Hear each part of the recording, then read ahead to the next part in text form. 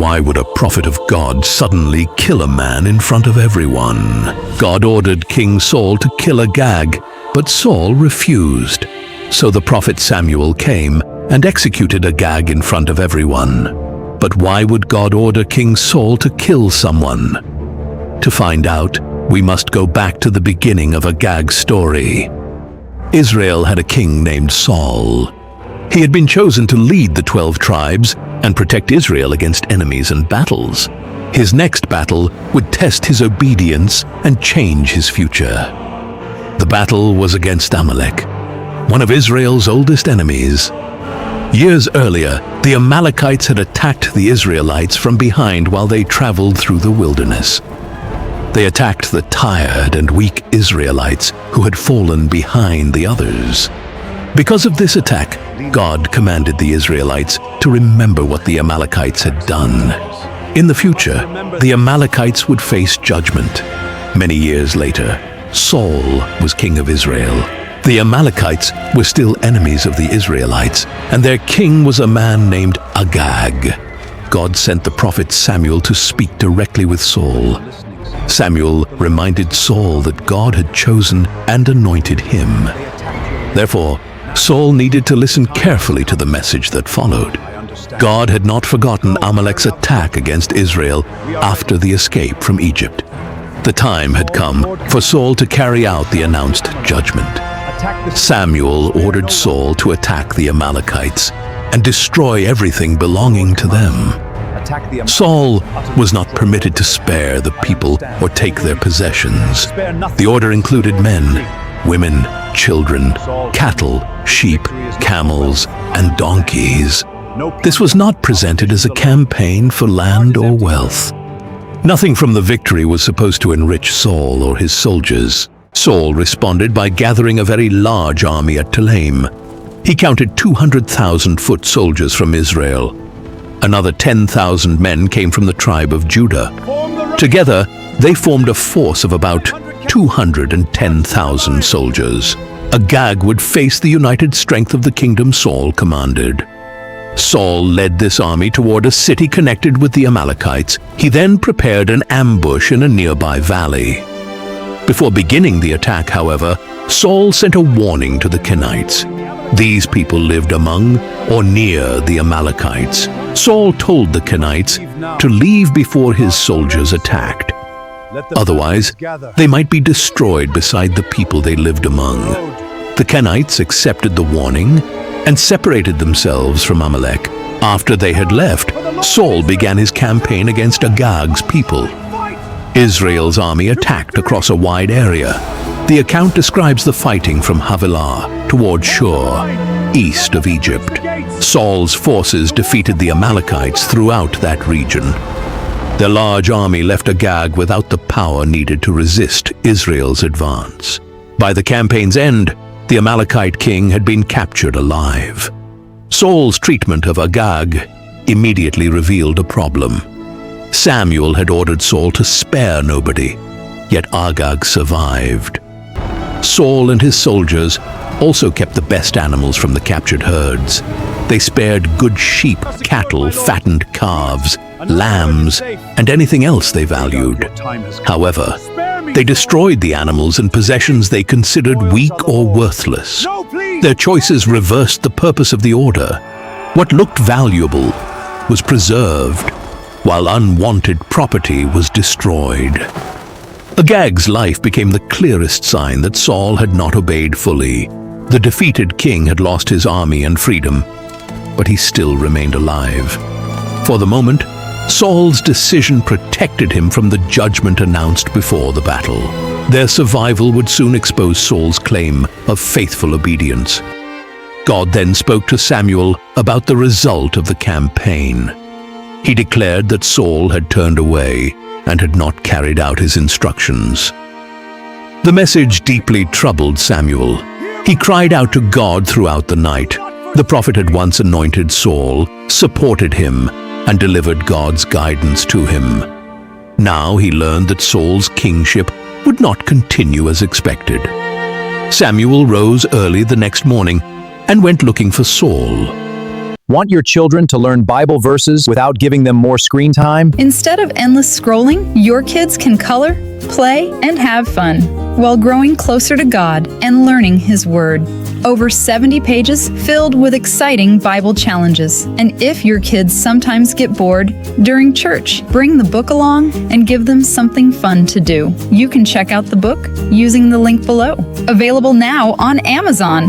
During the search, someone told him that Saul had traveled to Carmel.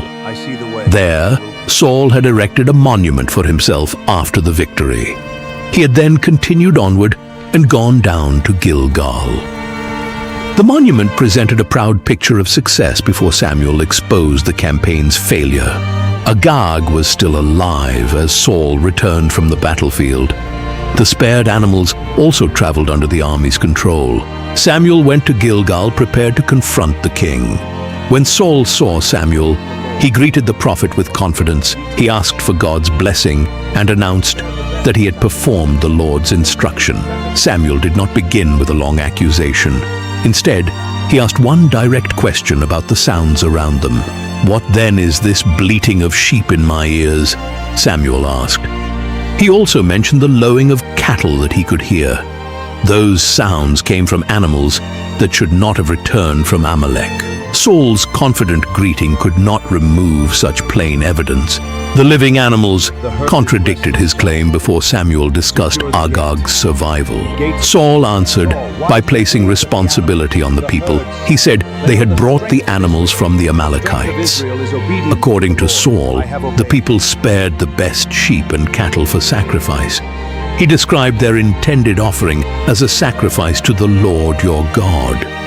Saul then claimed that everything else had been destroyed. This explanation made the disobedience sound religious, but it did not answer Samuel's concern. The instruction had not allowed Israel to select gifts from Amalek for worship. Obedience was required before any sacrifice could be offered. Moreover, Saul spoke as though the people's decision stood apart from his leadership. Samuel stopped him and delivered the message received during the night. Samuel reminded Saul of the position God had given him. Saul had once considered himself small and unimportant. Nevertheless, God made him head over Israel's tribes and anointed him as king. That position carried responsibility for the army's actions. Saul could not avoid responsibility by blaming the people under his command. Samuel then repeated the purpose of Saul's mission. God had sent him against the Amalekites and their violent opposition. Saul had been told to continue until the appointed task was accomplished. Samuel asked why Saul had not obeyed God's voice. He accused Saul of rushing upon the plunder and doing what God called evil. Saul still insisted that he had obeyed. He said he had traveled where God sent him. He also claimed that he had destroyed the Amalekites as commanded. Yet his next words exposed the weakness of that defense. Saul admitted that he had brought Agag, the Amalekite king, back alive. Again, Saul said the people had taken the best sheep and cattle. He explained that the animals came from what had been marked for destruction. Once more, he claimed they intended to sacrifice them to God at Gilgal. His argument treated a religious intention as permission to change a direct instruction. Samuel answered with one of the story's central lessons. Does the Lord delight in burnt offerings and sacrifices as much as in obeying the Lord? Samuel asked. He then gave his answer without uncertainty. Obedience was better than sacrifice, and listening was better than the fat of rams. A costly religious offering could not replace submission to what God had said. Samuel compared rebellion with the serious sin of divination. He compared proud resistance with idolatry and the worship of false gods. Saul had rejected God's word by choosing which parts he would follow. Therefore, God had rejected Saul from continuing as Israel's king. The military victory could not protect him from that consequence. Saul finally admitted that he had sinned. He acknowledged breaking both God's instruction and Samuel's words.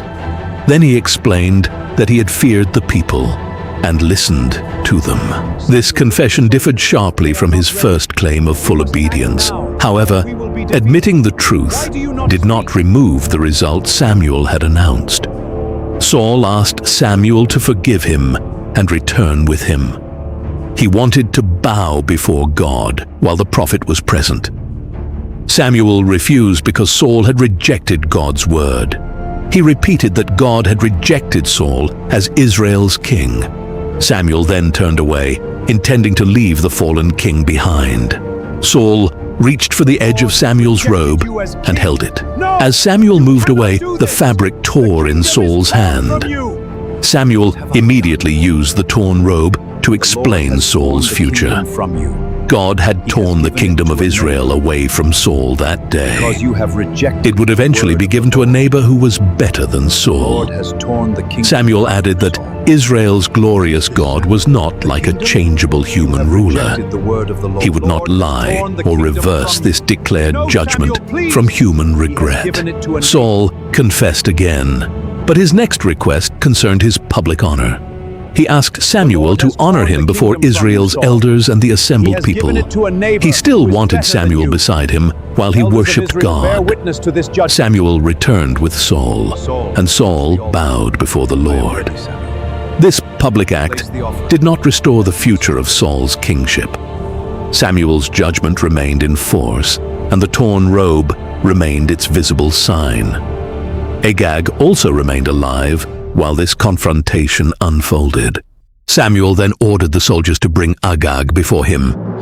"Bring me Agag, king of the Amalekites," he said. The captive king now entered the story's final scene. He had survived Israel's attack and Saul's decision after the victory. However, Samuel had not accepted Saul's altered version of the mission. Agag said, "Surely the bitterness of death is past." He believed, or at least hoped, that the immediate danger had ended. His survival after the battle may have encouraged that expectation.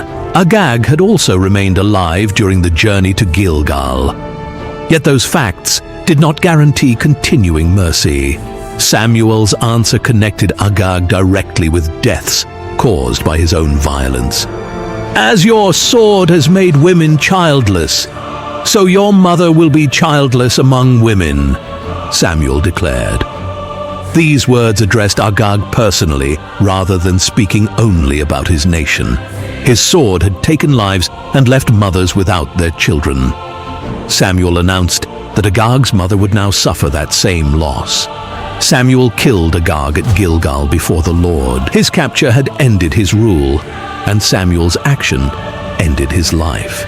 The defeated king received no lasting protection from Saul's earlier decision to spare him. After Agag's death, Samuel left Gilgal and returned to Ramah. Saul traveled separately to his home at Gibeah. The two men did not meet again during Samuel's remaining life. Samuel nevertheless mourned for Saul. God grieved that Saul had been established as king and had turned away. The campaign therefore ended with two very different judgments. Agag lost his kingdom, his freedom, and finally, his life. Saul returned alive and still appeared publicly as Israel's ruler, yet he had lost God's approval for his royal future. Another man would eventually receive the kingdom taken from him. These videos takes hours and hours to make. Please like and subscribe and comment which country you are watching this from.